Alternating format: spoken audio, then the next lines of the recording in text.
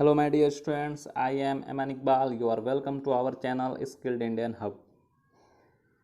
Today we will discuss on the topic of measurement. आज हम लोग बात करेंगे मेजरमेंट चैप्टर के बारे में और मैंने ये वीडियो उन स्टूडेंट्स के लिए बनाया है जो ITI, पॉलिटेक्निक, रेलवे, SSC या क्लास 9th के स्टूडेंट है वो या क्लास 11th के स्टूडेंट हो और जो कोई भी एनी अदर कॉम्पिटिटिव एग्ज़ाम का तैयारी कर रहे हैं, ये वीडियो मैंने उन लोगों के लिए बनाया है। चूँकि और ये मैंने चैप्टर वाइज मैं वीडियो बना रहा हूँ, इसलिए बना रहा हूँ क्योंकि अब आपको थोड़ा सा डीपली कोई भी चैप्टर के बारे में पढ़ना है। आपको कोई भी चैप्टर का कंसेप्ट क्लियर होना चाहिए। ओके, क्योंकि पहले क्या होता था कि हम लोग कुछ क्वेश्चंस रट लेते थे या फिर रिपीटेड क्वेश्चन एग्जाम में पहले ज़्यादा आता था, ठीक है। बट अब ऐसा नहीं है। अब आपका कंसेप्ट कोई भी चैप्टर का क्लियर होना चाहिए, यानी आपको डीपली नॉलेज होना चाहिए कोई भी चैप्टर का। तो चलिए, ये जो आपका चैप्टर है, ये जो आपका टॉपिक है मेजरमेंट, इसके बारे में हम लोग बात करते हैं। टाइम को वेस्ट नहीं करते हुए अब हम लोग स्टार्ट करते हैं। ओके, फर्स्ट पॉइंट क्या है? राशि के बारे में। राशि किसे कहते हैं? जिसे संख्या के रूप में प्रकट किया जा सके उसे राशि कहते हैं, जैसे जनसंख्या, वस्तु का भार, मेज की लंबाई आदि। ओके, जैसे हम लोग बोलते हैं कि यहाँ का जनसंख्या 10,000 है, ये कोई वस्तु है, उसका भार आप बोलते हैं 20 kg है, मेज की लंबाई आप बोलते हैं 20 मीटर है या 5 मीटर या 6 मीटर है, जो भी आप बोले, यानी आप संख्या का यूज़ किए। डेट इज क्या हो गया? वो क्वांटिटी हो गया। ओके, तो संख्या का यूज़ कर रहे हैं, वो क्या हो गया? क्वांटिटी हो गया। चलिए नेक्स्ट पॉइंट है भौतिक राशियाँ, फिजिकल क्वांटिटीज। भौतिकी के नियमों को जिन पदों में व्यक्त किया जाता है उन्हें भौतिक राशियाँ कहते हैं, जैसे लंबाई, द्रव्यमान, समय, बल, वेग इत्यादि। ओके, भौतिक राशियाँ दो प्रकार की होती है, अदिश राशि और सदिश राशि। अदिश राशि को हम लोग डायरेक्ट अदिश भी बोलते हैं और सदिश राशि को डायरेक्ट हम लोग सदिश भी बोलते हैं। तो चलिए जानते हैं कि अदिश राशि है क्या, अदिश है क्या। तो अदिश को हम लोग इंग्लिश में क्या बोलते हैं? स्केलर्स बोलते हैं। क्या बोलते हैं? स्केलर्स बोलते हैं। वैसी भौतिक राशियाँ जिनमें केवल परिमाण होता है, दिशा नहीं होती, जिसमें सिर्फ मैग्नीट्यूड हो, डायरेक्शन नहीं हो, उन्हें अदिश कहा जाता है। ठीक है, जैसे द्रव्यमान में सिर्फ क्या है? मैग्नीट्यूड है, इसका कोई डायरेक्शन नहीं होता है। घनत्व, तापमान, विद्युत धारा, समय, चाल, आयतन, कार्य आदि, इस सब में क्या है कि सिर्फ मैग्नीट्यूड होता है, डायरेक्शन नहीं होता है। तो क्वेश्चन किस तरह से पूछता है आपका एग्जाम में? क्वेश्चन पूछता है कि निम्न में से कौन सदिश राशि है या निम्न में से कौन अदिश राशि है।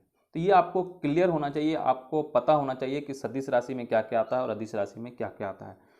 तो कम से कम आपको इतना तो याद कर लेना है कि सदिश में क्या क्या आता है और अदिश। इसलिए मैंने आपको एक दो एग्जाम्पल नहीं दिया, मैंने आपको 4-5 से ज़्यादा एग्जाम्पल दिया है, क्योंकि इसी तरह का क्वेश्चन बराबर इसी में से आएगा क्वेश्चन। ओके, कि निम्न में से कौन सदिश राशि है या निम्न में से कौन अदिश राशि है। तो आपको पता होना चाहिए कि अदिश राशि में क्या क्या आता है और सदिश राशि में क्या क्या आता है। तो ये आपको पूरा यहाँ से यहाँ तक आपको ये क्लियर होना चाहिए, आपको याद होना चाहिए। ओके, चलिए नेक्स्ट पॉइंट की ओर बढ़ते हैं। सदिश के बारे में जानते हैं कि सदिश है क्या, वेक्टर्स है क्या।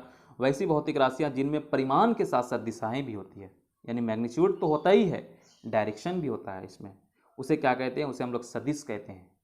ओके, जैसे वेग, विस्थापन, बल, त्वरण, संवेग, कोणीय विस्थापन, कोणीय वेग, बल आघूर्ण, चुंबकीय क्षेत्र प्रेरण, विद्युत तीव्रता आदि।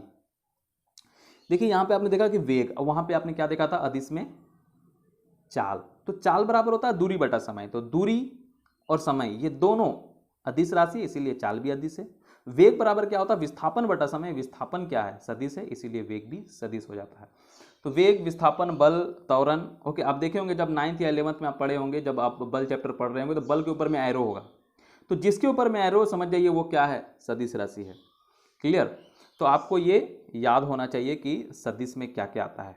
ओके, तो ये आपको देख लेना है एक बार कि सदिश राशि में आखिर क्या क्या आता है। ओके, त्वरण किस में आता है, बल किस में आता है, विस्थापन किस में आता है। ओके, चलिए आगे बढ़ते हैं। मात्रक के बारे में हम लोग जानेंगे अब कि मात्रक क्या है। किसी राशि के मापन के निर्देश मानक को मात्रक या इकाई कहते हैं।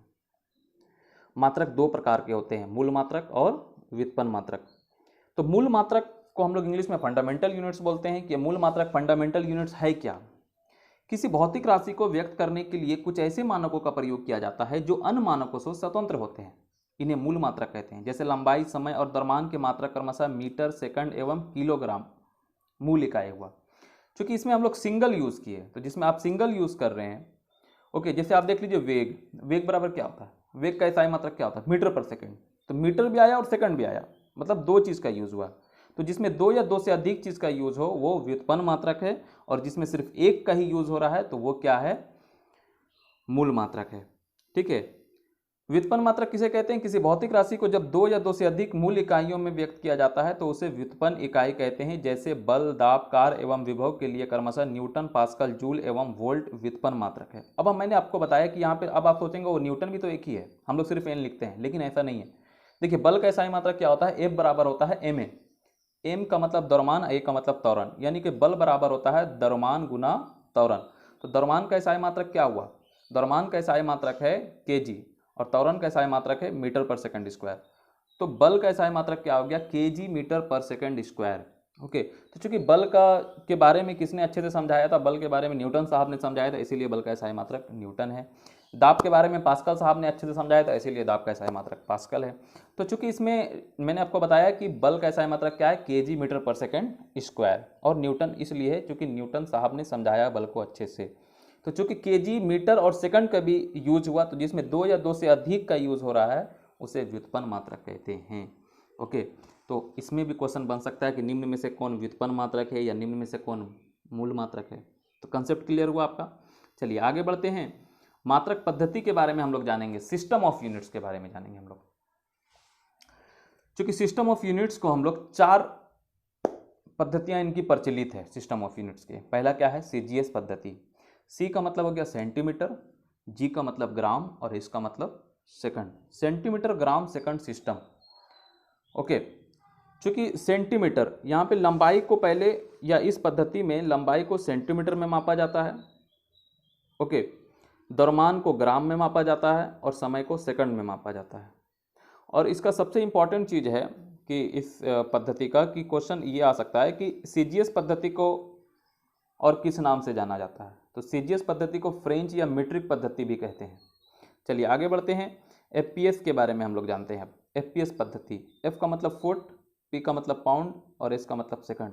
लंबाई को हम लोग फुट में मापते हैं इस पद्धति में। ओके, द्रव्यमान को पाउंड में और समय को सेकंड में मापते हैं। ठीक है, इसमें इंपॉर्टेंट चीज़ ये है कि एफपीएस पद्धति को और किस नाम से जाना जाता है? तो इसे ब्रिटिश पद्धति भी कहते हैं। क्या कहते हैं इसको?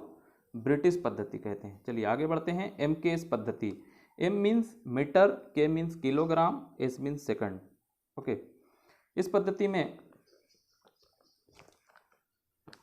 लंबाई को मीटर में हम लोग निकालते हैं, द्रव्यमान को किलोग्राम में, और समय को सेकंड में। ओके, अब हम लोग चौथा क्या है नेक्स्ट? अंतर्राष्ट्रीय मात्रक पद्धति, यानी एसआई यूनिट। तो चलिए इसके बारे में जानते हैं हम लोग, और ये आपके लिए बहुत इंपॉर्टेंट है। देखिए, सन 1960 ईस्वी में अंतर्राष्ट्रीय मापतौल के अधिवेशन में एसआई को स्वीकार किया गया। एसआई को कब स्वीकार किया गया था? 1960 ईस्वी में। ठीक है, इसका एक सम्मेलन हुआ था, मापतौल सम्मेलन के अधिवेशन में जो है 1960 ईस्वी में एसआई को स्वीकार किया गया। वास्तव में यह पद्धति एमकेएस पद्धति का ही संशोधित एवं परिवर्धित रूप है कि इम्प्रूव्ड एंड एक्सटेंडेड जो फॉर्म है, एक्सटेंडेड, वो इन्हीं का है। किसका? एमकेएस का मॉडिफाइड रूप समझिए कि एमकेएस को मॉडिफाइड करके एसआई यूनिट बनाया गया। ओके, आजकल इसी पद्धति का प्रयोग किया जाता है। इस पद्धति में 7 मूल मात्रक और 2 संपूरक मात्रक है। ठीक है, तो क्या जाना आपने एसआई के बारे में कि 1960 ईस्वी में जो है इसको स्वीकार किया गया था एसआई को। एमकेएस का ये मॉडिफाइड रूप है। ओके, और आजकल इसी पद्धति का यूज़ होता है, और इस पद्धति में 7 मूल मात्रक और 2 संपूरक मात्रक है। ठीक है, तो 4 पद्धति के बारे में आपने पढ़ा। पहला सीजीएस। सीजीएस पद्धति को किस नाम से जाना जाता है? फ्रेंच या मीट्रिक। ओके, एफपीएस को ब्रिटिश पद्धति के नाम से जाना जाता है। ओके, और एसआई जो है वो एमकेएस का मॉडिफाइड रूप है। ओके, इम्प्रूव्ड एंड एक्सटेंडेड रूप है ये। अब हम लोग पढ़ेंगे कि एसआई का जो 7 मूल मात्रक होता है वो क्या क्या आखिर है वो 7 मूल मात्रक।